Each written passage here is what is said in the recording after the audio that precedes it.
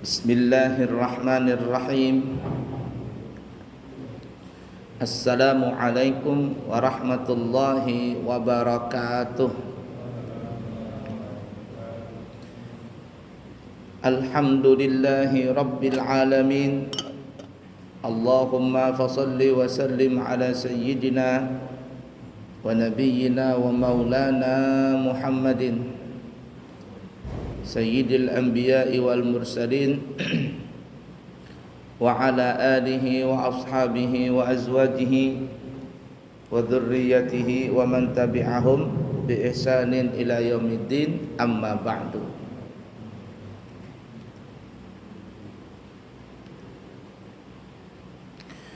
Suatu ketika Nabi kita Muhammad sallallahu alaihi wasallam sedang duduk-duduk bersama sahabat-sahabatnya.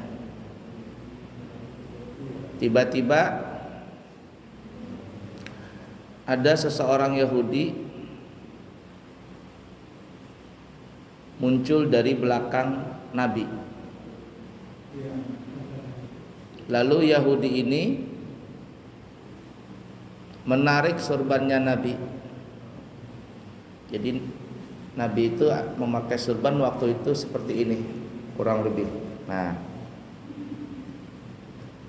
makanya ada orang pakai surban begini, kayak Rhoma Irama, kan gini kalau dia nyanyi soneta grup.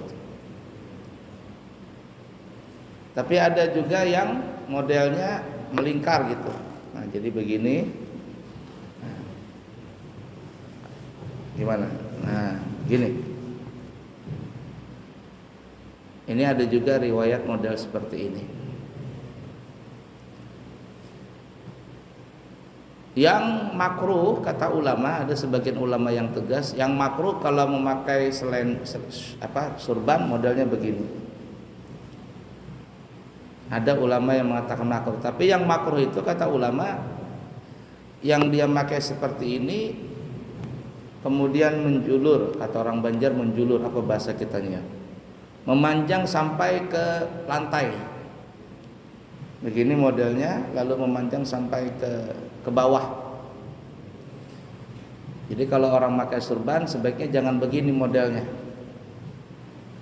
Apalagi panjang sampai ke bawah. Kenapa? Karena yang begini ini mirip kayak surbannya atau gayanya orang Kristen, pendeta.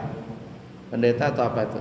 Kalau mereka lagi acara di gerejanya, ada pendeta atau apa yang membawa ini asap, itu apa namanya. Nah, dia begini modelnya tapi dia panjang.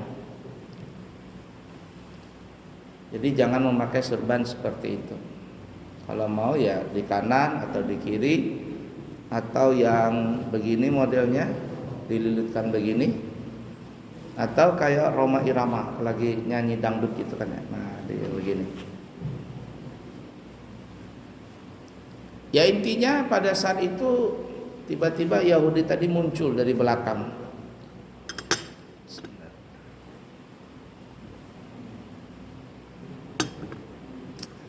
Lalu menarik surbannya Nabi. Jadi kalau Nabi kayak begini, ditariknya begini, cekeknya Nabi. Nabi dicekek. Ketika Nabi dicekek, Nabi noleh. Ya, cekekkan ya. Oh, agak sakitan Nabi. Kemudian Yahudi ini berkata, "Ya Rasulullah, bayar hutangmu. Bayar hutangmu." Sahabat pada waktu itu geram dengan Yahudi ini. Apalagi Sayyidina Umar sambil menghunuskan pedang sudah. Kita jangan, kalau kita melihat seperti itu, jangankan Rasulullah, kalau presiden aja umpama digitukan, langsung aja sudah. Yang ganggu itu bisa menangkap atau memukul atau bisa sampai dibunuh nih. Siapa namanya ini yang mengganggu ini? Apalagi Rasulullah SAW. Tentu Sayyidina Umar mati-matian ingin membela Nabi, tapi ketika Nabi kita Muhammad sallallahu alaihi wasallam melihat Sayyidina Umar menghunuskan pedang tadi. Ibarat kata, ya Rasulullah, dibunuhkah orang ini atau gimana ini? Maka Rasul pun menenangkan Sayyidina Umar.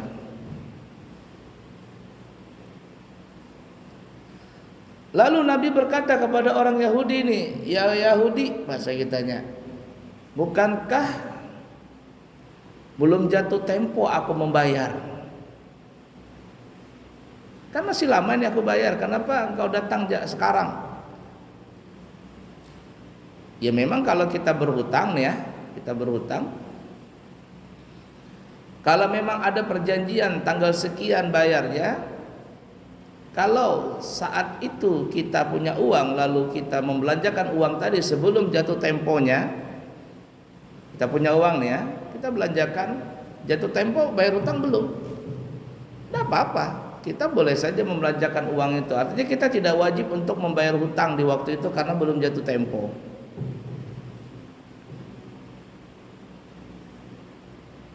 Tapi kalau seandainya kita membelanjakan uang tersebut, kita akal-akalan nih, jatuh tempo tanggal 1, kita punya uang tanggal 20, kita belanjakan uang tadi, ya boleh saja, tapi asalkan kita yakin bahwa nanti tanggal 1 kita bisa membayar hutang tadi. Tapi kalau kita tidak yakin membayar tanggal 1, uang kita ada tanggal 20 untuk membayar, kalau kita belanjakan uang ini maka tanggal 1 kita tidak mau membayar, maka tidak boleh kita belanjakan uang itu di tanggal 20 tadi, karena kita tidak yakin bisa membayar hutang kita di tanggal 1. Tapi kalau seandainya tanggal 1 kita yakin bisa bayar hutang dengan ada aset yang lain, dengan ada tabungan yang lain dan sebagainya, maka kita punya uang, boleh kita belanjakan. Nah jadi seperti itu. Tapi kalau tidak yakin, tidak boleh. Bahkan ada ulama yang mengatakan, ulama kita yang mengatakan tegas, kalau ada orang mampu membayar dan sudah jatuh tempo untuk membayar, tetapi dia tidak mau membayar, maka hukumnya zalim, hukumnya haram. Dan yang lebih dahsyat lagi, kalau seandainya, kata ulama kita ya yang tegas, waktunya dia bayar hutang, tetapi dia punya uang tapi nggak mau, malahan uang itu dia sedekahkan ini, maka sedekahnya itu hukumnya jadinya haram. Ini waktu bayar hutang, sudah waktunya kita bayar hutang. Kita punya uang untuk membayarnya, tapi kita tidak mau membayar, malahan uang itu kita sedekahkan. Apa hukumnya? Ulama yang tegas mengatakan sedekah itu menjadi haram, bukan jadi sunnah tapi jadi haram. Kenapa? Karena membayar hutang hukumnya wajib, bersedekah hukumnya sunnah. Mana mungkin sunnah mengalahkan yang wajib? Itu sedekah tuh bisa jadi haram. Bagaimana kalau seandainya orang punya hutang, punya uang untuk membayar tapi dia tidak mau membayar, zalim sudah. Kemudian yang parahnya eksis di internet, di mana-mana begitu, Instagram, di mana begitu. Kalau lagi belanja selfie, lagi jalan-jalan selfie, lagi makan-makan di restoran selfie, ditagih sama yang ngutangin nggak bisa bayar katanya. Kan banyak seperti itu. Ini kata orang nih aneh. Katanya nggak punya uang, tapi eksis jalan-jalan, fotonya selfie di mana-mana. Ini apa ini? Maka ini hukumnya lebih haram lagi, dosanya lebih besar lagi. Nah, jadi hati-hati. Dan memang seperti itu, ketika orang datang ingin berhutang, la ilaha illallah, jar orang Banjar, muha membari maras, terlipat-lipat tuh muha, supaya kelihatan susah begitu. Tapi ketika sampai waktunya untuk membayar lalu ditagih, berubah. Arti berubah itu maksudnya terbalik. Yang menghutangi yang jadi pengemis. Coba Bang, bayar hutangmu, kapan mau dibayar? Aku ini juga perlu. Kasihannya orang. Ketika ditagih malah marah-marah orang yang berhutang ini. Dan begitulah kebanyakan manusia. Kebanyakan manusia seperti itu. Sehingga ada sebagian orang mengatakan kalau hidup itu mau tenang, hidup itu mau tenang, jangan berhutang, jangan menghutangi. Jangan berhutang, kita jangan berhutang. Kalau bisa hidup tanpa berhutang, usahakan tanpa berhutang. Dan juga jangan menghutangi. Artinya jangan hutang itu terkadang kalau ada orang yang nggak mau bayar, kita yang sakit hati. Berapa banyak kita ngutangin orang tapi nggak dibayar-bayar hutang kita. Saya berapa puluh juta itu nggak dibayar-bayar. Ya sudahlah, ngambil di akhirat aja kalau begitu. La ilaha illallah. Jadi karena kata Nabi, bukankah waktunya belum sampai? Orang Yahudi ini berkata, masa bodoh, sampaikah atau tidak sampaikah waktu untuk membayar hutang? Sekarang engkau mesti bayar. Nabi dengan lembah lembut, dengan hilim, dengan lambat marahnya, sabarnya Nabi, lalu berkata kepada Umar, ya Umar, pergilah engkau ke Baitul Mal, ambillah 20 sa' daripada kurma. Gantang bahasa kitanya. Gantang. Satu gantang itu kurang lebih 4 cibukan tangan. 4 mud. Ya, jadi isi 1 sak. 4 mud. 1 sak itu sama dengan kalau beras kurang lebih 3 kilo. 3 kilo. Nah, Nabi berhutang kurma. Kata Nabi kepada Umar, ya Umar, berangkatlah engkau ke Baitul Mal, ambillah 20 sa' atau 20 gantang daripada kurma. Kemudian tambahin 20 sa' lagi, 20 gantang, berikan kepada orang Yahudi ini. Sayyidina Umar berkata, ya Rasulullah, bukankah hutangmu itu cuma 20 sa', 20 gantang saja? Kenapa mesti ditambah 20 sa' lagi, 20 gantang jadi 40? Nabi mengatakan, adapun yang pertama 20 sa', 20 gantang pertama itu adalah hutangku kepada Yahudi ini. Dan adapun 20 sa' yang kedua, 20 gantang kurma yang kedua, itu adalah karena engkau menghunuskan pedangmu sebagai bukti engkau menakut-nakuti Yahudi ini. Wah, kata Sayyidina Umar, rugi bandar ini. Kalau bahasa katanya yang hutangnya cuma 20 sa', akhirnya jadi 40. Ya sudahlah. Kesel Sayyidina Umar ini. Kenapa Rasul membayar dengan Baitul Mal? Karena Nabi itu punya jatah ya di Baitul Mal itu. Ada 1/5 itu adalah terserah Nabi untuk menggunakannya. Jadi kalau di Baitul Mal itu ada harta sekian, untuk Nabi dan keluarga Nabi itu ada 1/5 dari Baitul Mal tadi. Karena itu ada dari hasil rampasan perang dan sebagainya dan sebagainya.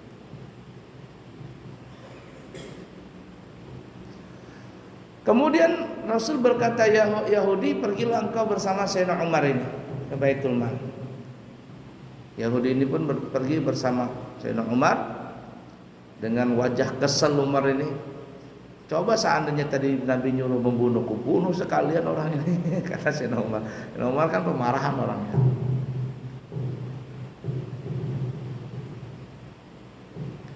Kemudian Yahudi ini berkata kepada Umar, ya Umar, apakah engkau tahu dengan aku? Apakah engkau tahu dengan diriku ini? Kata Sayyidina Umar, aku enggak tahu kamu dan aku enggak mau cari tahu siapa kamu ini. Karena saking keselnya Sayyidina Umar ini. Lalu Yahudi ini pun mengenalkan dirinya, aku wahai Umar adalah pendeta Yahudi. Dan memang dia pendeta Yahudi. Nah terus kenapa engkau kesini? Ya Umar, sebenarnya aku tahu nabimu itu adalah seorang nabi. Dan aku juga tahu resikonya kalau aku mencekik leher nabimu di depan kalian semua. Resikonya besar, aku bisa dibunuh. Tapi aku ambil resiko itu karena aku ingin mencoba apakah benar nabimu ini sesuai dengan apa yang ada dalam kitab Taurat. Kalau fisik Nabi kita itu sudah jelas dalam kitab Taurat. Yahudi ini berkata kalau fisik benar semua. Dari ujung rambut sampai ujung kaki apa yang disebutkan dalam kitab Taurat itu benar.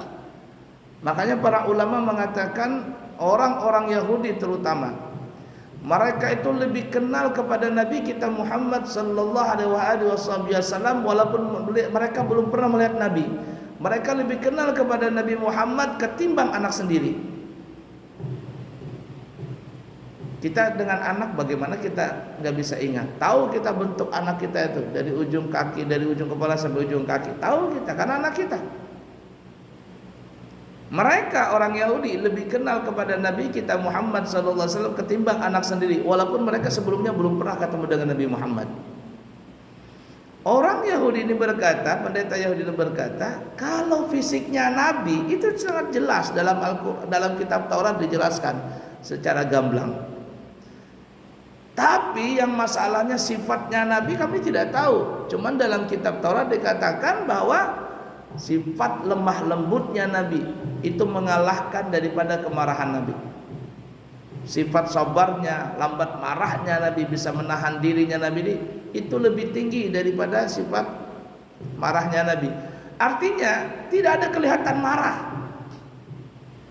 Dan memang benar wahai Umar, aku tadi ngetes, ternyata Nabimu tidak marah walaupun digitukan sama aku. Terus apa maksudnya? Maksudnya wahai Umar, aku datang cuma mengetes Nabimu karena memang benar, maka aku masuk Islam. Maka Yahudi itu pun akhirnya masuk ke agama Islam dan dia tidak ngambil itu kurma dari, sudah serahkan saja. Islam adalah hidayah yang paling besar. Yahudi ini pun masuk ke agama Islam. Itulah berkat Nabi kita Muhammad sallallahu alaihi wasallam. Nabi di dalam bermuamalah itu tidak sedikit bermuamalah dengan orang Yahudi. Bahkan disebutkan di dalam cerita Nabi, salah satu anak orang Yahudi itu menjadi pembantu Nabi. Jadi anak kecil tuh, ada anak kecil ya. Ini anaknya orang Yahudi. Dia senang dengan Nabi dan suka membantu kerjaan Nabi. Sampai akhirnya anak Yahudi ini mau meninggal dunia. Ya, mungkin sakit atau apa, dia mau meninggal dunia, didatangi sama Nabi. Karena Nabi sayang dengan anak Yahudi ini. Sudah mau meninggal dunia ini, maka maka Nabi kita Muhammad SAW berkata kepada anak Yahudi ini, ya gulam, qul asyhadu an la ilaha illallah wa asyhadu anna Muhammadar Rasulullah. Hai anak, ucapkan 2 kalimat syahadat. Ini sudah mau meninggal nih. Anak ini pun melihat bapaknya, karena di situ ada bapaknya, berkaca-kaca melihat bapaknya. Mau meninggal. Karena kalau meninggal tidak mengucapkan 2 kalimat syahadat jadi Yahudi meninggalnya. Artinya anak ini melihat bapaknya, artinya boleh nggak saya masuk Islam ini? Sambil melihat bapaknya. Kata abahnya, ya waladi ati Abul Qasim. Hai anakku, ikutilah apa yang disuruh oleh bapaknya si Qasim. Itu gelarnya Nabi Abul Qasim, karena Nabi kita Muhammad SAW punya anak yang bernama Qasim. Ati' Abul Qasim, taatilah Abul Qasim, yaitu Nabi kita Muhammad SAW. Maka anak ini pun mengucapkan 2 kalimat syahadat. Setelah mengucapkan 2 kalimat syahadat, anak ini meninggal dunia.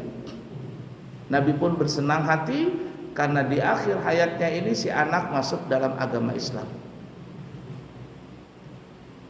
Jadi nggak ada masalah kita bermuamalah dengan orang yang bukan Islam. Bahkan Nabi kita Muhammad sallallahu alaihi wasallam dikatakan ketika Nabi kita meninggal dunia, Nabi punya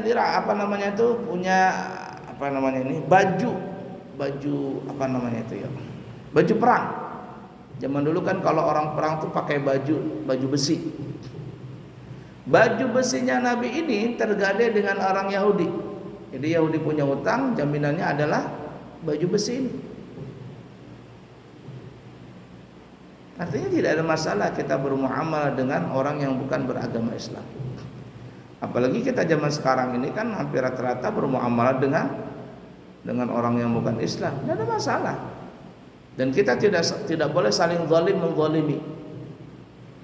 Tidak boleh saling zalim menzalimi. Kita beli material dengan orang non muslim yang punya BCA non muslim, apalagi berkaitan ini orang Yahudi, ini Facebook apa semuanya punya Yahudi. Yang terpenting adalah kita tidak boleh saling zalim menzalimi. Nah, itulah sifat Nabi ya.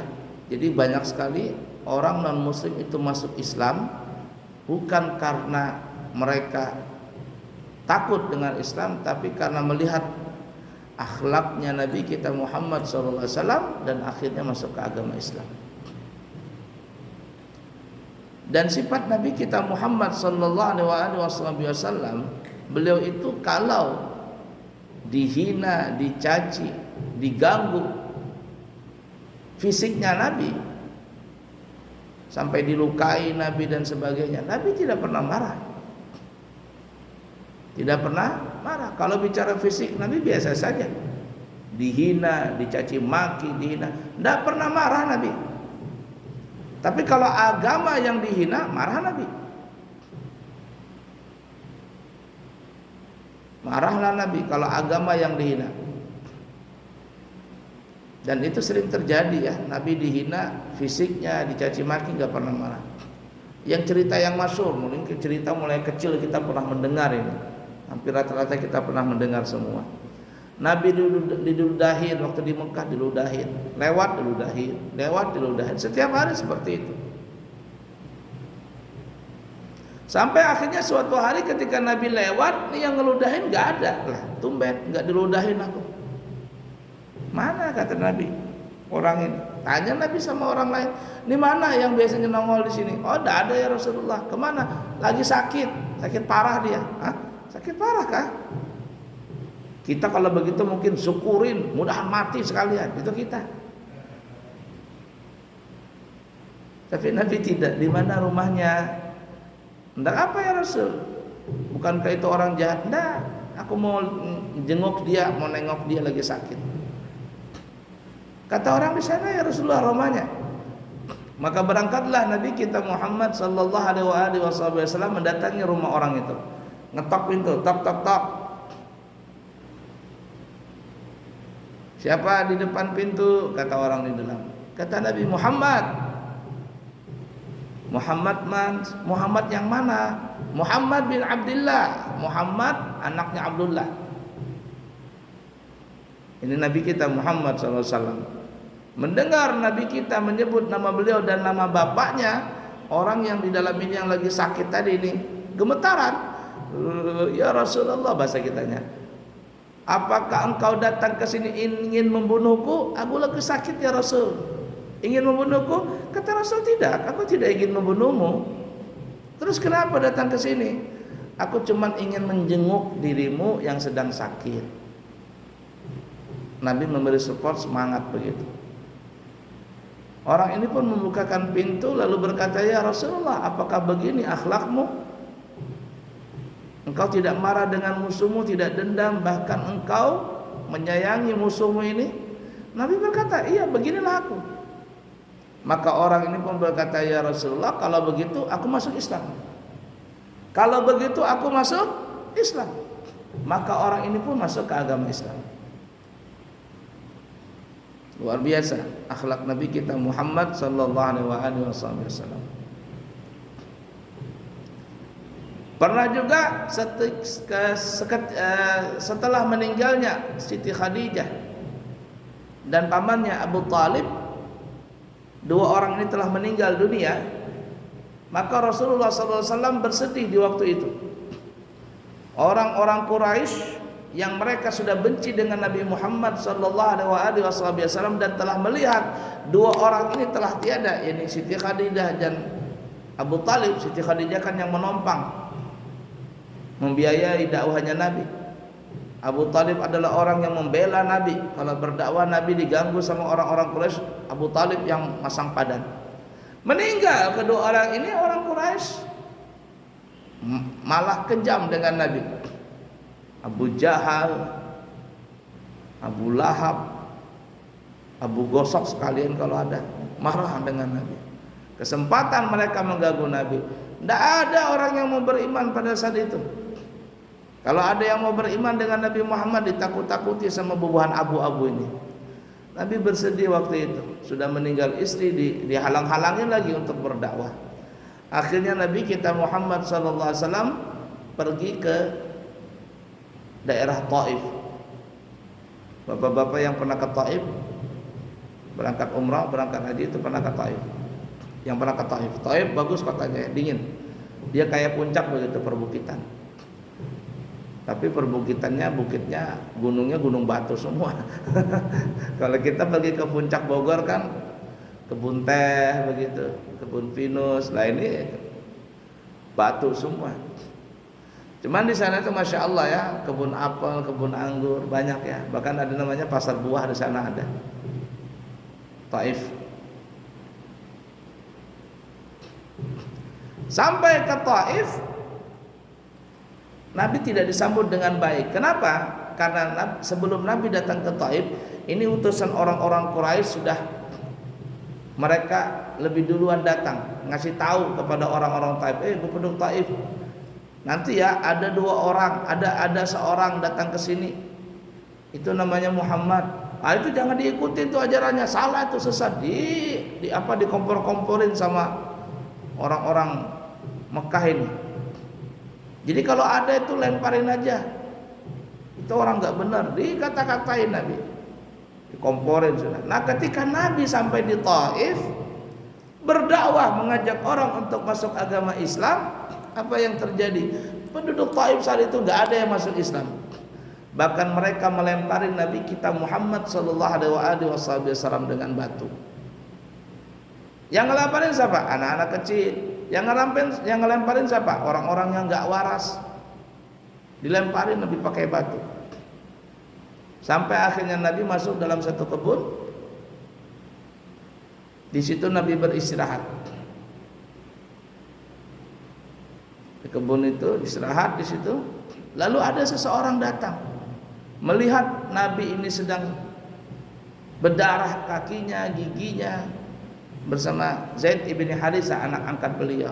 Ini orang datang kepada Nabi Muhammad, ngelihat orang itu.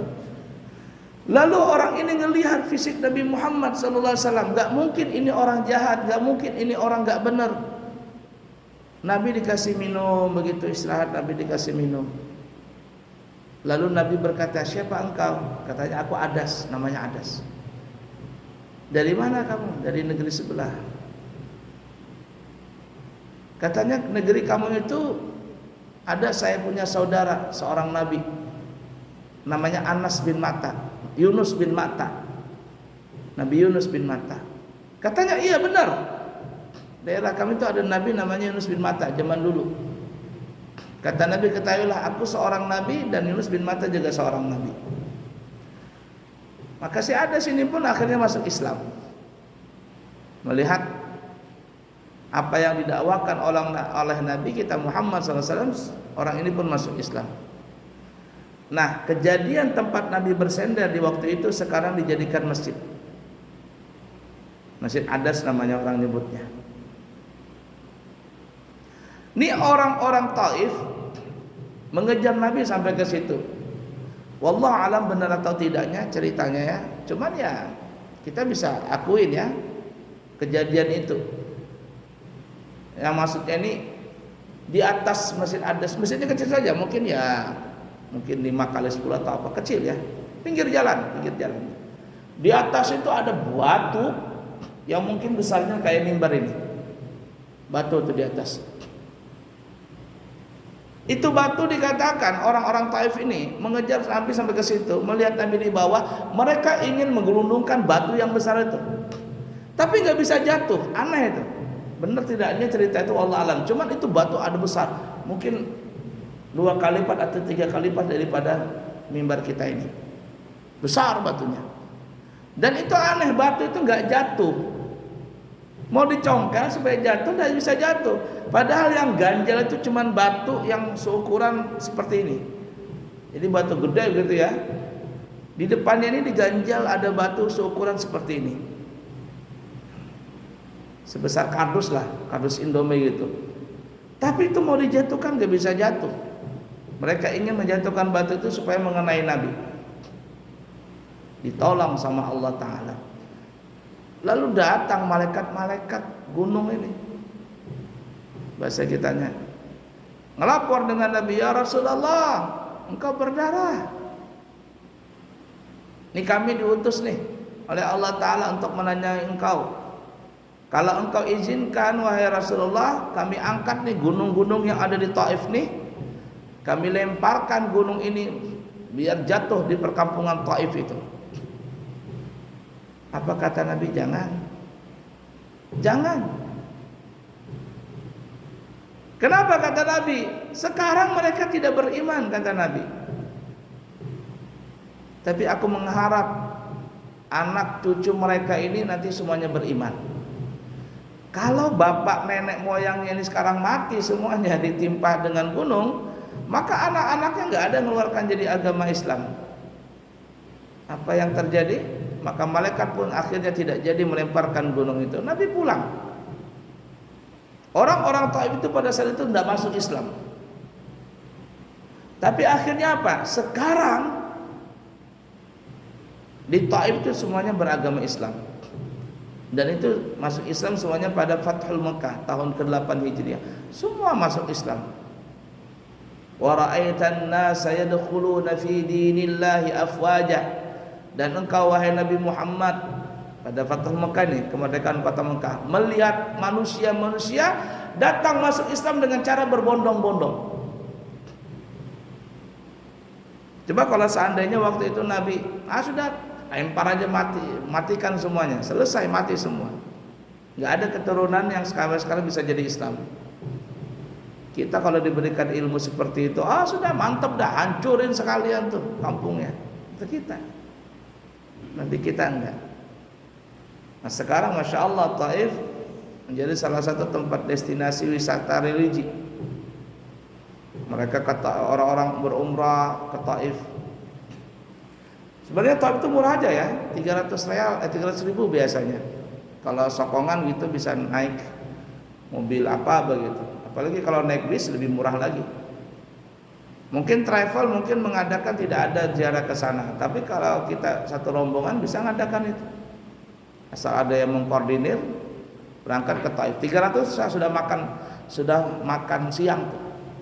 Nasi samin, ikannya boleh, lauknya boleh, ayam boleh, kambing open.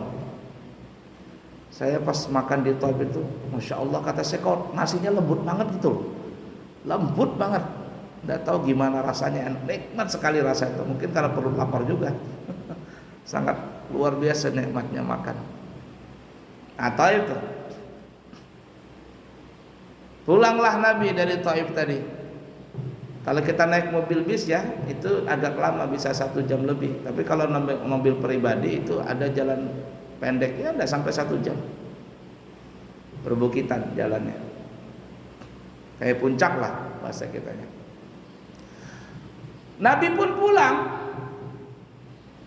Tadi rencananya kepingin memasukkan Islam penduduk Taif, tapi nggak ada yang berislam kecuali 1 orang si Adas tadi. Nabi pulang.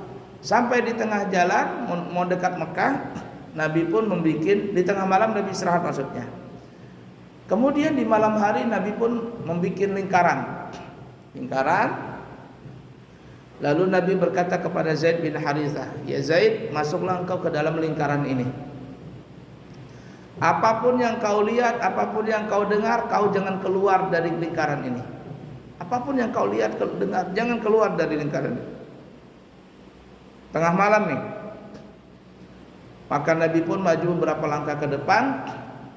Tiba-tiba datanglah rombongan jin. Yang jin-jin zaman Nabi Sulaiman apa itu datang semua. Yang umurnya tua-tua. Kayak film Aladin juga mungkin. Nongol jin yang gede-gede, yang bos-bosnya turun ketemu dengan Nabi. Makanya disebut namanya ada surah jin. Mereka mendengar bacaan Al-Quran. Jadi ketika Nabi baca Al-Quran, mereka mendengar itu. Datanglah mereka. Lalu Nabi pun mendakwahkan agama Islam kepada orang-orang, kepada bangsa jin ini. Dan akhirnya jin pun masuk Islam waktu itu. Masuk ke agama Islam. Zaid bin Harisah melihat kejadian itu. Bagaimana jin yang gede-gede datang. Nah, walaupun orang Taif tidak masuk Islam, tapi Allah mengembalikan hati Nabi dengan masuk Islamnya dari bangsa kalangan jin. Wallahu alam, tempat itu, lokasi itu sekarang dijadikan namanya masjid jin. Dekat dekat pekuburan Ma'lah di situ. Nah, itulah sifat Nabi kita Muhammad sallallahu alaihi wasallam.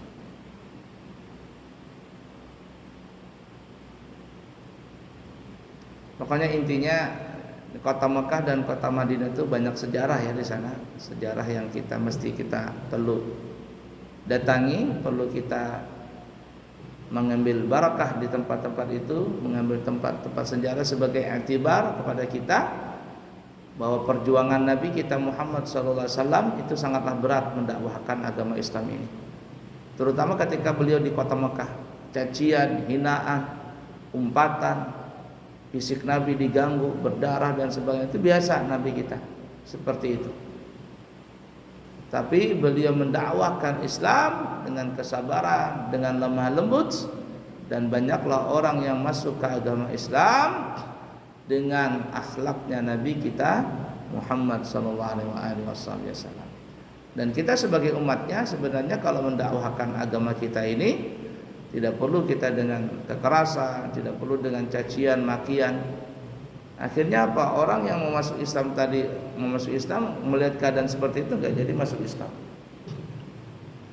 Coba kalau kita lihat di Eropa di mana, di Australia dan sebagainya, Jerman dan sebagainya, mereka tuh banyak masuk Islam karena memang akhlaknya orang-orang Islam di negara sana. Orang-orang Islam ini bersatu, kemudian dia tidak pandang bulu tetangganya siapa. Ada tetangga yang bukan Islam, mereka tolong itu. Ada hari, mungkin 1 atau 2 hari yang lalu saya melihat di Australia kalau tidak salah, atau di mana? Australia kalau tidak salah. Jadi ibu-ibu dalam rumah ini marah-marah dengan orang yang di rumah itu. Di dalam rumah ini dia memprovokasi ibu ini bahwa membenci tetangganya yang Islam. Karena ini keluarga ini baru datang, baru pindah ke tempat itu. Ibu ini marah. Katanya, kamu ini kenapa marah-marah dengan tetangga kita yang Islam itu? Siapa kamu ini? Katanya. Kamu tahu nggak? Pertama kita datang ke tempat ini, yang nolongin kita, membantu kita ngangkat barang, membantu kita ini itu tetangga kita yang Islam. Yang pertama kali menyapa kepada kita ketika kita datang ke tempat ini tetangga kita yang orang Islam itu. Siapa kamu ini? Yang marahin orang-orang yang ada di rumah itu. Tetangga kita itu yang Islam. Siapa kalian kok membenci dengan mereka? Mereka orang baik.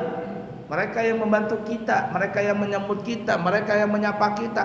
Yang lainnya tetangga kita yang bukan Islam gak ada yang menyapa, gak ada yang bantu. Subhanallah.